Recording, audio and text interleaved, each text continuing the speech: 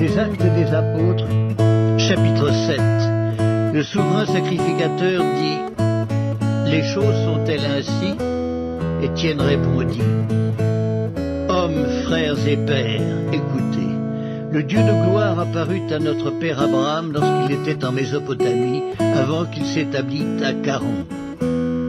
Et il lui dit: quitte ton pays et ta famille, et va dans le pays que je te montrerai. Il sortit alors du pays des Chaldéens et s'établit à Charan. De là, après la mort de son père, Dieu le fit passer dans ce pays que vous habitez maintenant. Il ne lui donna aucune propriété en ce pays, pas même de quoi poser le pied, mais il promit de lui en donner la possession et à sa postérité après lui, quoiqu'il n'eût point d'enfant. Dieu parla ainsi: sa postérité séjournera dans un pays étranger.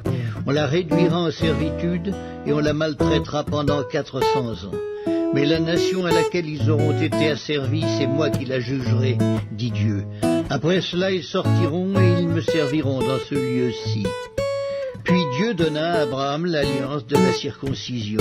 Et ainsi, Abraham ayant engendré Isaac, le circoncis le 8e jour, Isaac engendra et circoncis Jacob, et Jacob les 12 patriarches.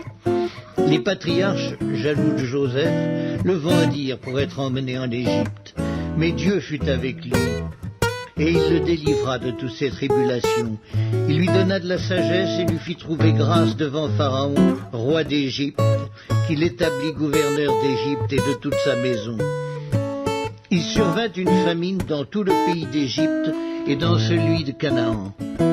La détresse était grande et nos pères ne trouvaient pas de quoi se nourrir. Jacob apprit qu'il y avait du blé en Égypte et il y envoya nos pères une première fois. Et la seconde fois, Joseph fut reconnu par ses frères et Pharaon sut de quelle famille il était.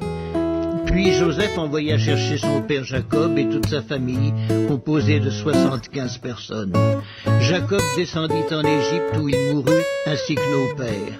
Et ils furent transportés à Sichem et déposés dans le sépulcre qu'Abraham avait acheté à prix d'argent des fils des morts, père de Sichem.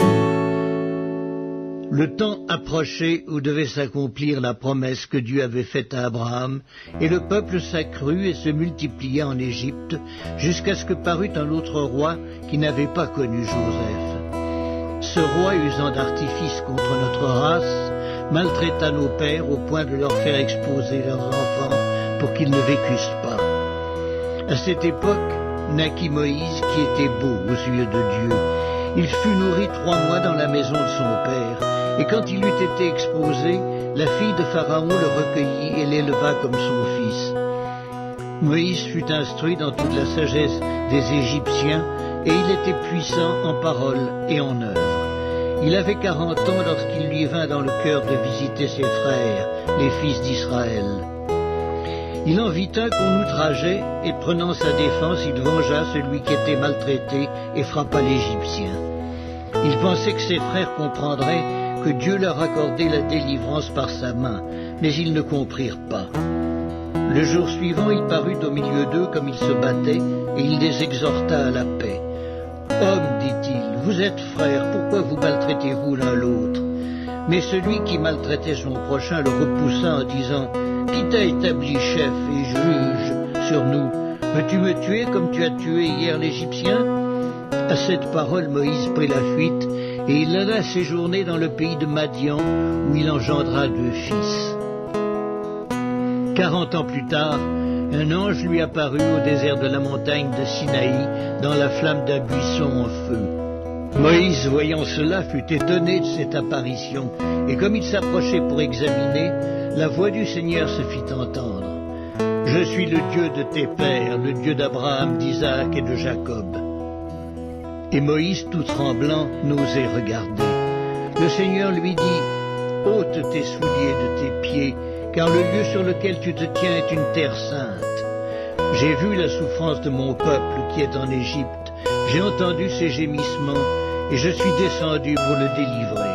Maintenant, va, je t'enverrai en Égypte. » Ce Moïse qu'ils avaient renié en disant « Qui t'a établi chef et juge ?»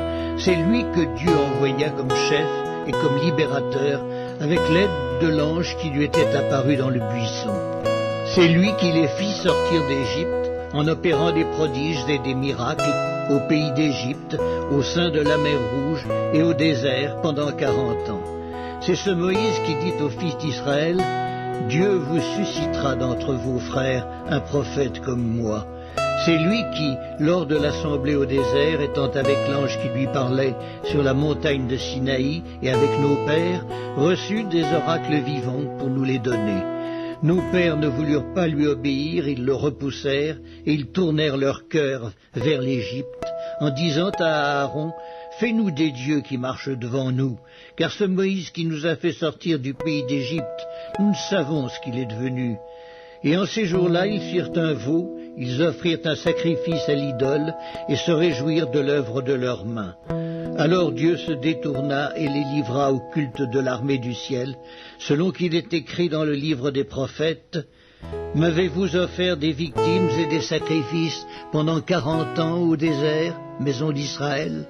Vous avez porté la tente de Moloch et l'étoile du dieu Renfant, ces images que vous avez faites pour les adorer, aussi vous transporterai-je au-delà de Babylone. » Nos pères avaient au désert le tabernacle du témoignage, comme l'avait ordonné celui qui dit à Moïse de le faire, d'après le modèle qu'il avait vu. Et nos pères, l'ayant reçu, l'introduisirent, sous la conduite de Josué, dans le pays qui était possédé par les nations que Dieu chassa devant eux, et il y resta jusqu'au jour de David. David trouva grâce devant Dieu et demanda d'élever une demeure pour le Dieu de Jacob. Et ce fut Salomon qui lui bâtit une maison.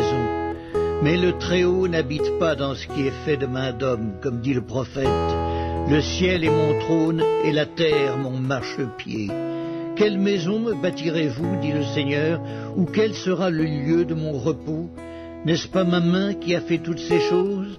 Hommes au cou raide, incirconcis de cœur et d'oreille, vous vous opposez toujours au Saint-Esprit. Ce que vos pères ont été, vous l'êtes aussi. Lequel des prophètes vos pères n'ont-ils pas persécuté?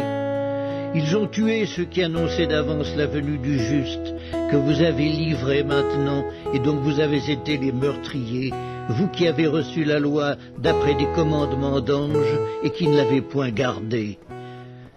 En entendant ces paroles, ils étaient furieux dans leur cœur et ils grinçaient des dents contre lui. Mais Étienne, rempli du Saint-Esprit et fixant les regards vers le ciel, vit la gloire de Dieu et Jésus debout à la droite de Dieu. Et il dit: « Voici, je vois les cieux ouverts et le Fils de l'homme debout à la droite de Dieu. » Ils poussèrent alors de grands cris en se bouchant les oreilles, et ils se précipitèrent tous ensemble sur lui, le traînèrent hors de la ville et le lapidèrent. Les témoins déposèrent leurs vêtements aux pieds d'un jeune homme nommé Saul. Et ils lapidaient Étienne qui priait et disait: « Seigneur Jésus, reçois mon esprit. » Puis, s'étant mis à genoux, il s'écria d'une voix forte: « Seigneur, ne leur impute pas ce péché. » Et après ces paroles, il s'endormit.